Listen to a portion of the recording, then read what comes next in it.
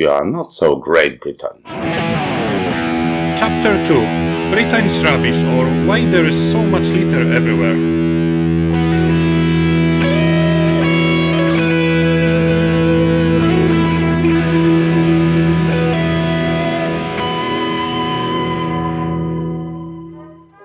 Hi everyone, my name is Elisa. I'm speaking to you from Italy, and here with me from Scotland is Tomasz. Hi Tomasz.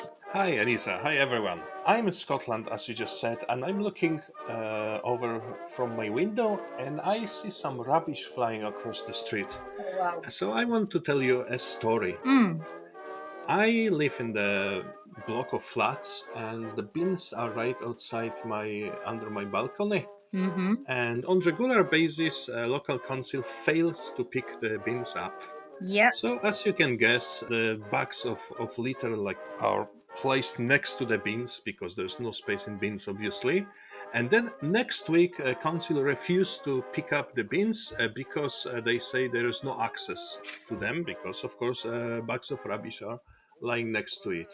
So, the pile of rubbish is growing, and foxes and seagulls are like dragging it all over the place, and then everyone else thinks that this is just some dump, so they start dumping their old furniture and fridges and washing machines.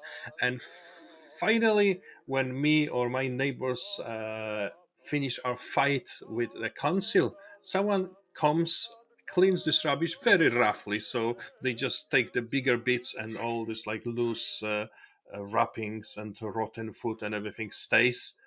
And for a few weeks, we have our bins picked up correctly. And then on 1 week, the bin lorry fails to come again and fails to do a pickup, and all starts again. I've been fighting with this for 2 years as I live here. And finally, I just gave up. I just don't care. I don't go around this part of my building because it simple stinks. It's a good thing that it doesn't reach my windows because I'm living a bit up. But what bothers me the most is that nobody cares. Like literally nobody cares. Everyone thinks this is completely normal. And just to give you some comparison, my parents recently were very excited because for the first time in many years, I think during COVID or something, the bin lorry failed to arrive for the weekly collection. Oh wow. And when the bin lorry came next week, it has three guys on it instead of usual two. And one guy was lifting the bins, and the other guy came with a brush and swept everything, even though the bin place is inside my parents' property in their garden. He came and he swapped everything, and he like picked the smallest bit of rubbish that could be left there from the overflowing bins. And this is that difference which I cannot really understand, that Britain is dirty and nobody cares about it. Yeah. How is that? Yeah. Now I remember perfectly everything you talked about from when I stayed at your place for some time. And I also, what I remember, I was staying with you around the time the UN climate change summit was taking place. And I think Hmm. that what shocked me the most is that while that climate change summit was going on in Glasgow and everybody was talking about it, there was a lot of hype around it. Your building, they don't, basically the bins, they don't allow for recycling, so everything gets thrown in together with everything else. So like organic. Well, actually, I give you the funny bit. As you may notice, there are two kinds of bins. One have black lids and the others have blue lids. And the blue lids are supposed to be for recycling, but nobody cares. Everyone puts everything to any bin. And even bin lorries, they just come and they just pick all the bins if they come and pick the bins. All right. That is.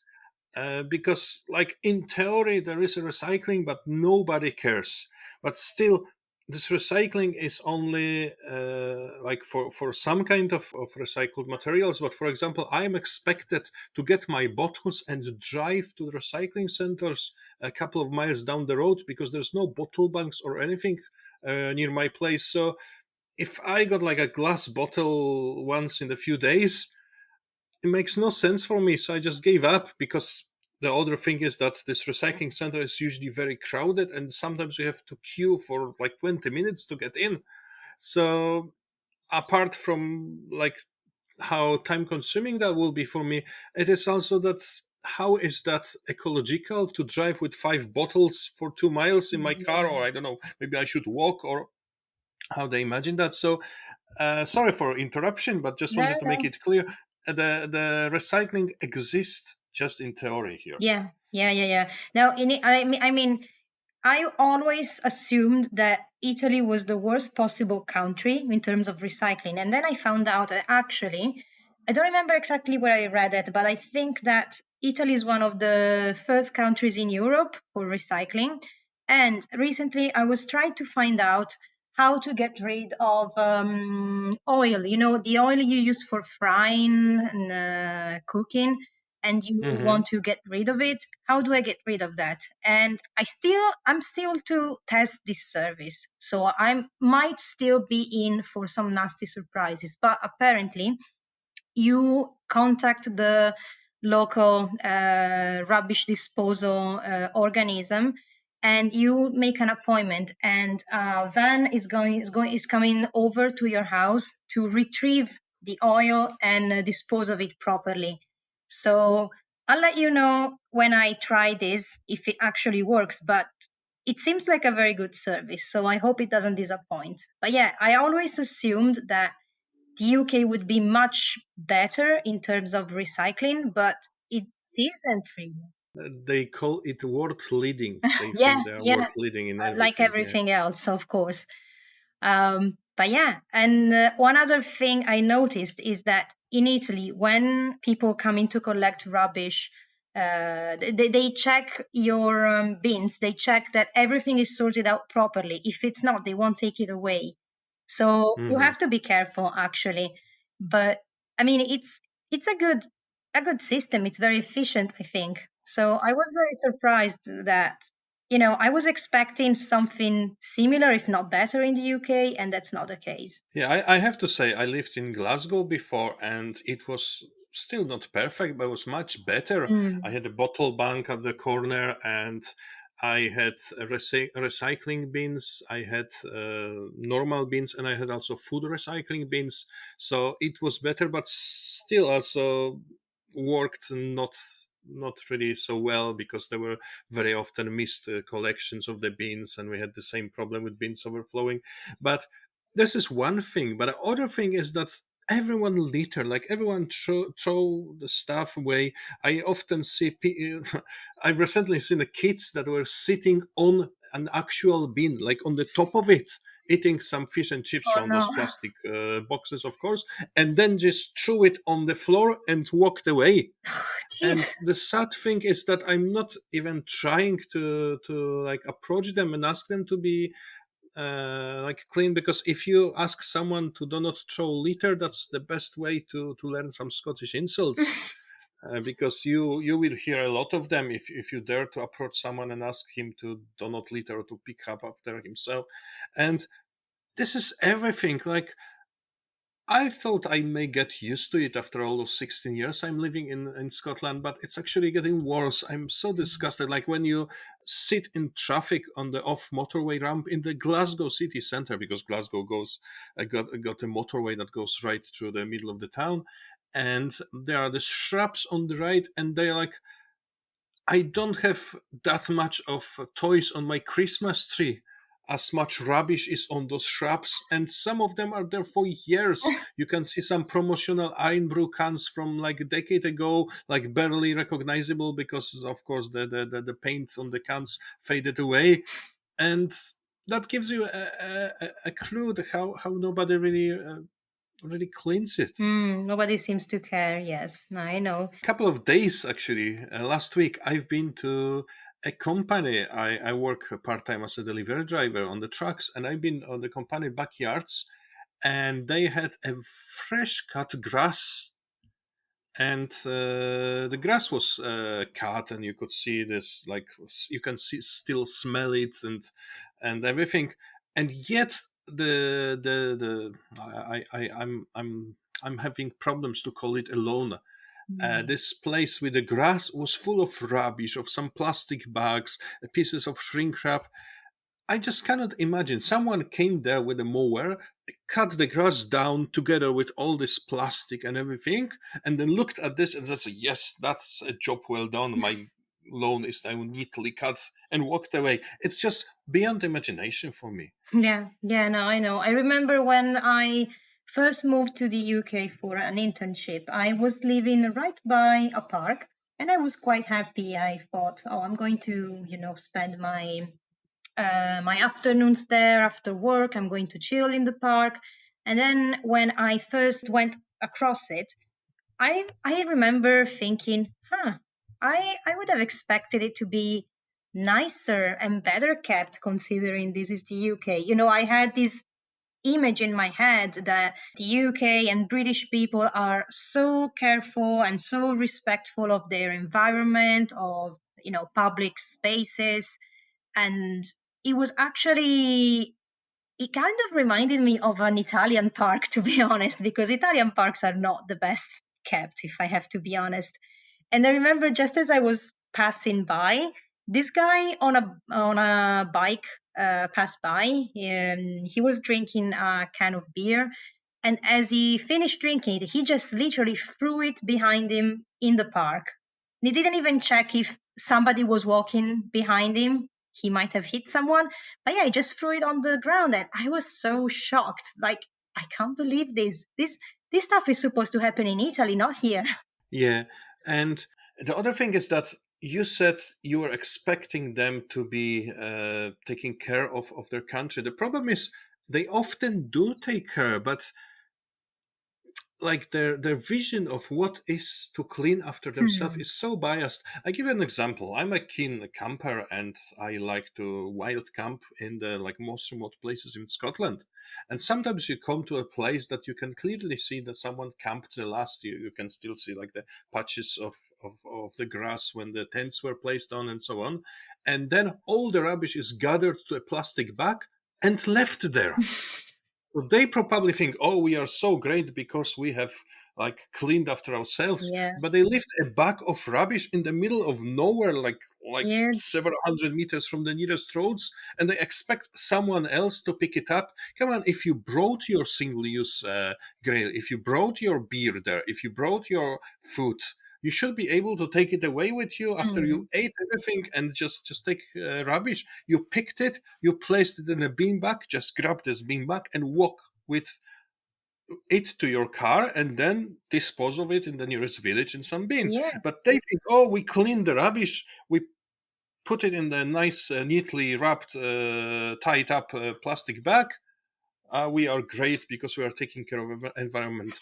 This is something I don't really get. Yeah, no, maybe they just assume that the bag is going to walk itself to a bin. I really don't know. I don't get it. But yeah, I've seen that kind of thing lots of times in parks and similar, and yeah, it's mind-boggling, honestly. But the Yeah. problem in general, I mean, I'm speaking from my Italian point of view. And I mean, I admit it, Italians might be a bit obsessed with a hygiene. We have very, very high standards of hygiene. And me in particular, being the daughter of my mother and granddaughter of my grandmother, I might have unrealistic hygiene standards. But yeah, that was definitely one of the biggest shocks I experienced when I moved to the UK. Just that, oh, even the houses where I lived, it was all so dirty. And even when it had been cleaned, because maybe a cleaner had been over, or my housemates decided, oh, it's really time to give it a clean, isn't it? It was still kind of disgusting to me. Yeah, I've been through that as well. We moved into the professionally cleaned flat and we spent 2 days like rubbing and scrubbing everything because it was sticky and Yeah, yeah. yeah. Now I remember another Italian, a friend of mine. She had just arrived for a job, and she was being temporarily hosted by an English family, and they gave her a bedroom in their house. And the windows, the glasses were so dirty that she couldn't actually see outside. So she cleaned them, And then the lady of the house, when she went into her bedroom, she said, "Oh wow, it's so clean. You can see through the window." Yes, that's what's supposed to happen when you have a window. Yeah. Yeah. I can agree with you. It's like that. But see, I think part of the problem is this culture of like good enough, like go for the Mm, lowest possible effort and I'll be good enough.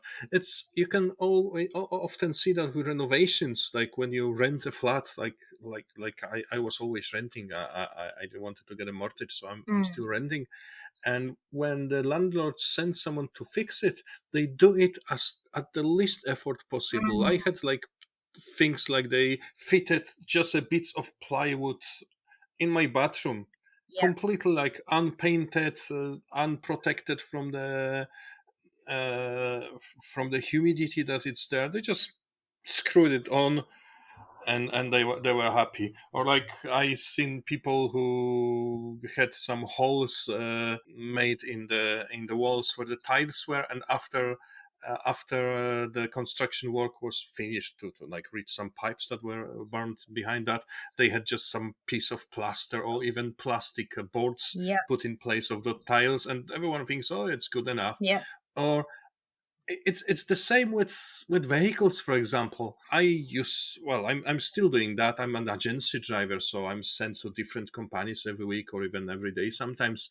And one of my pet hates is like when you get your vehicle, your truck or your car from the service after the steering was adjusted and Mm, your steering wheel is at angle, yeah, and nobody cares about that. So you have to keep your steering wheel like say at 45 degree to go straight ahead. Of course it obstructs your view of the clocks and speedometer that is behind that, but nobody cares about it. Or even yesterday we were driving with my girlfriend and there was some cleaning company, a van driving in front of us, and as he was turning right, I've noticed that his liver, like the advertisement, like company logo, and then like services they offer, like commercial cleaning, domestic cleaning, the usual stuff, was at a weird angle. And I told myself, that's like a weird design to go those like those letters at this strange angle. But then he turned left, and they've seen his other side, and his other side was like perfectly straight. So actually, someone paid someone for making a livery to their van, and this guy who was like to put an advertisement on someone else's van don't even bother to do it straight. They just plaster the letter like at random angle. And someone said, okay, yeah, that's job well done. I'd be okay with that. And he drives this van around thinking that's a good advertisement for the company. I don't get it. yeah. No, no, no. But yeah, you actually reminded me about when you said that all kinds of maintenance work is usually hastily and cheaply done. I remember the first two houses where I lived in the UK. I was actually kind of appalled by just the quality of the houses, and or like how the garden was kept. It was basically like stepping into a jungle.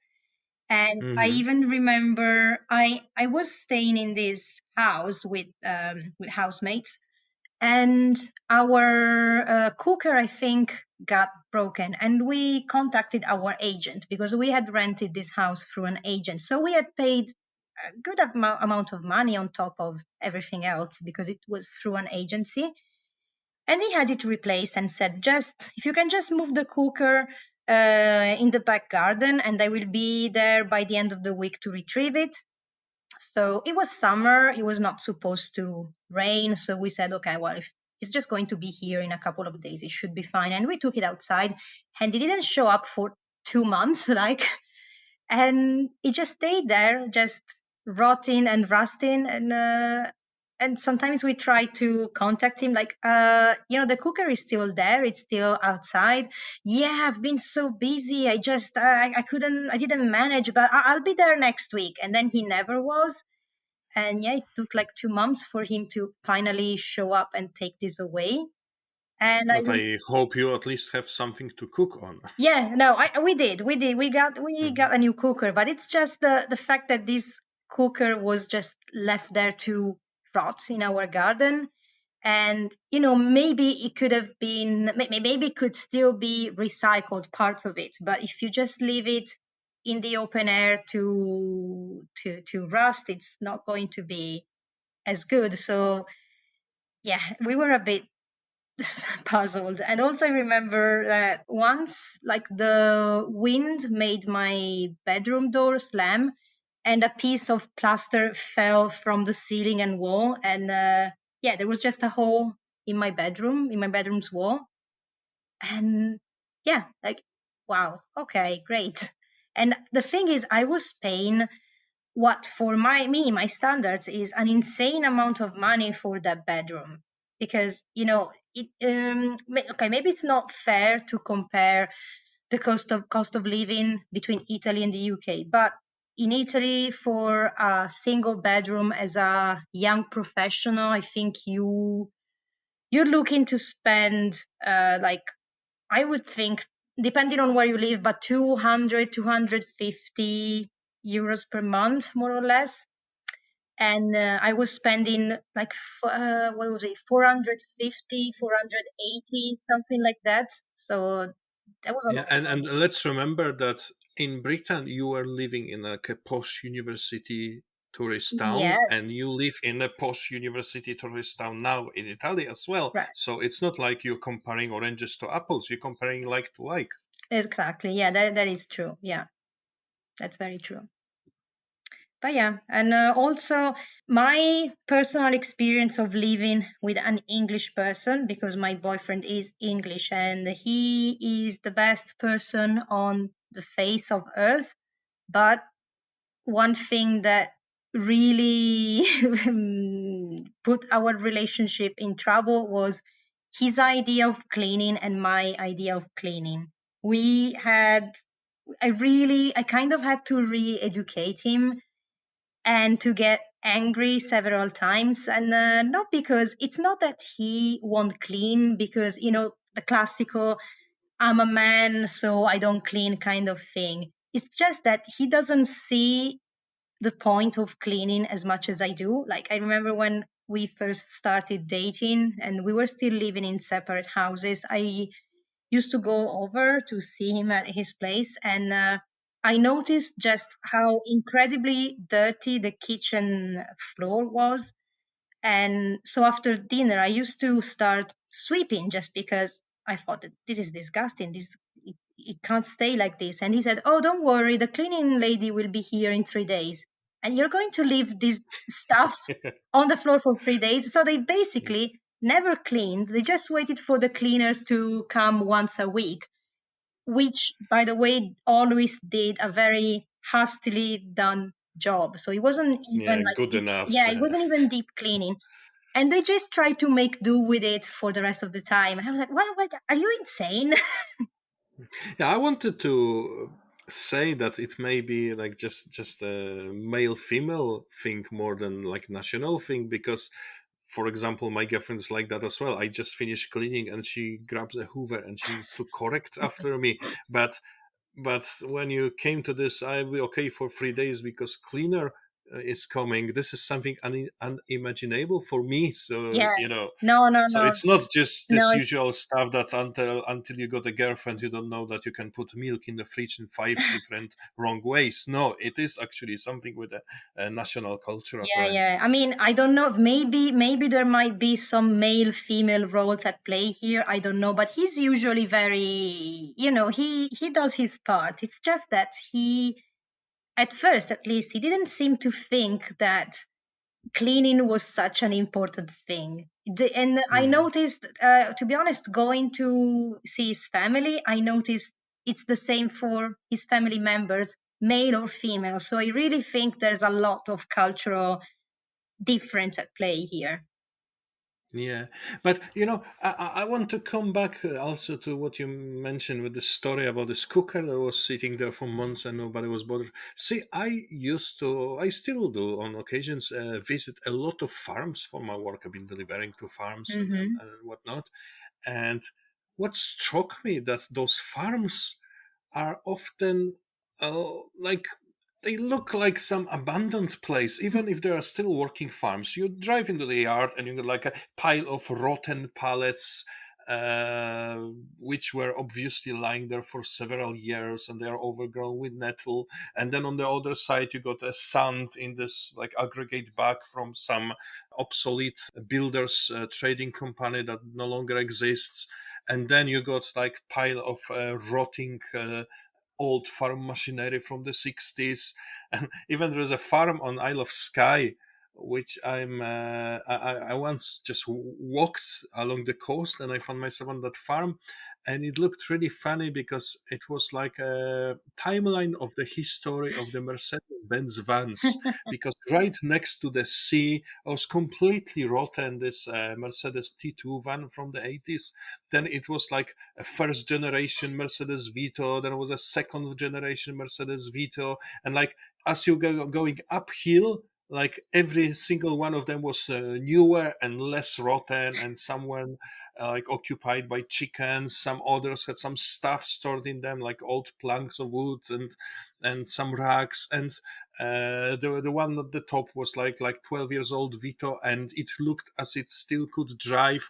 And then at the farmer's yard it was like brand new Sprinter.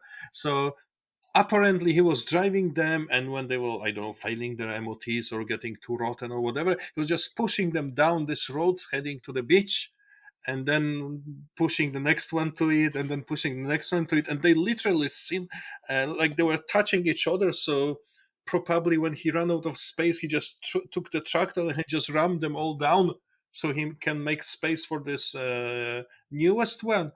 And apart from everything, I don't understand, because even if your vehicle fails MOT, there's still some value in it. You can sell Mhm. it for scrap, you can sell it for spare parts, and yet they just let them rot in the shrubs behind the farms. And they live in one of the most scenic places on earth, Mm. like Yeah. the mecca of tourists from the whole world, Isle of Skye, and they look out of their kitchen window and they see these beautiful mountains. They could probably see otter hebrides if the weather is right. They can see this beautiful bay, the beach, and the scrap, a pile of scrap vans Yeah. next to the beach that they place themselves. I just don't get it. This is exactly the kind of thing that Italians, if they see that in Italy, would say, oh, only in Italy this kind of things could happen. You would never Yeah. see this in the UK or in Germany or wherever.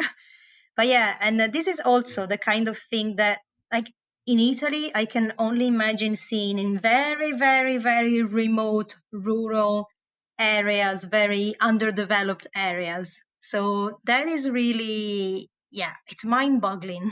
Yeah, but you know what? I think that would be a nice place to finish it, because this is so engraved in the British culture Hmm. that if you look at this child cartoon, Shaun the Sheep, which is a brilliant depiction of the English or British countryside. This beautiful old house and all these green hills and the stone walls between them. It's just perfect to every smallest detail. And yet, like half of the episodes, the plot is based around the fact that the sheep found something in this giant pile of scrap that is sitting in the middle of the farm, and they do something with it. Yeah. So basically, the perfect depiction of the British countryside got a really nice house, green hills, dry stone walls, and a pile of rubbish in the middle of all of that. Yeah. Isn't that telling? Yeah. Yeah. It's amazing. Yeah. But maybe to finish on a kinder note, maybe we can say something else we like about the UK. And one thing that comes to mind, and it kind of ties with this whole not caring much about the, appearance of things. And one thing that translates into something positive, I think, in the UK is the fact that nobody judge. I mean, in my experience, and I think cultural at a general cultural level, nobody judges others based on how groomed they are, on their physical appearance, on how they present themselves, how they dress, which is something that happens a lot in Italy and something I really hate. Yeah. And if I'm to add something positive, I'm on the line if that's a positive thing or not, but I think it's positive. What I like, at least in Glasgow or even in the most remote places, that the bins are everywhere. Like in Poland, Mhm. unless you're in the city center, sometimes like you eat a Mars bar and you have to hold to your wrapper for several hundred meters Yeah, until you find a bin you can place it in. same thing in Here, the Italy. bins are everywhere, at every corner, Yeah. in the most remote places. So if you wanted your country to be clean, it would be really, really easy to do Mhm. so, Yeah. which is, I guess, maybe in one way it's a positive thing that the bins are everywhere, but in the other way it makes just the things worse. Yeah. Yeah, no, I know. No, but it's the same in Italy actually. So yeah, I agree with that. Okay, so there is our rant for Britain for today, I guess, Yeah. and if you don't have enough, you can listen to another chapter of You Are Not So Great Britain next week. Bye. Bye.